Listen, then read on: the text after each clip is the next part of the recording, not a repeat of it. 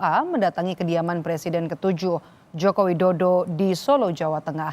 Mereka meminta Jokowi menunjukkan ijazah aslinya. Perwakilan massa yang berkumpul di depan rumah Jokowi ini akhirnya diterima masuk oleh Jokowi di kediamannya. Kurang dari setengah jam mereka keluar dari kediaman Jokowi. Massa yang tergabung dalam tim pembela ulama dan aktivis ini meminta Jokowi menunjukkan ijazah asli. Sebelumnya, Selasa kemarin massa juga diketahui sempat mendatangi Universitas Gadjah Mada meminta kejelasan kampus soal ijazah Jokowi.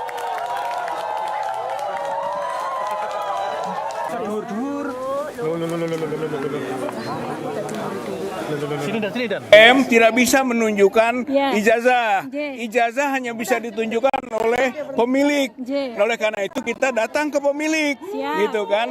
Tapi ternyata pemilik itu sendiri tidak menunjukkan, bahkan mengembalikan kepada proses pengadilan. Lalu kita sampaikan bahwa pengadilan itu juga sudah pernah kita lakukan dan ternyata pengadilan tidak pernah memerintahkan.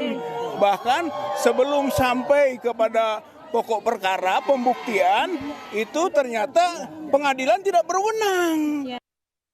Sementara itu merespons massa yang meminta ditunjukkan ijazahnya, Presiden ke-7 Republik Indonesia Joko Widodo menyebut hanya akan menunjukkan ijazah asli jika diperintahkan pengadilan.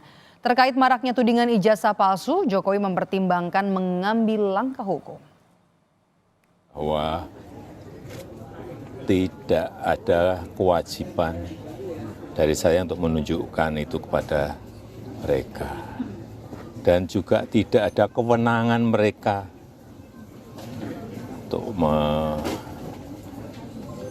mengatur saya untuk menunjukkan ijazah asli yang saya miliki. Jadi sudah sangat jelas, kemarin di UGM juga sudah memberikan penjelasan yang gamblang dan jelas, dan yang ketiga,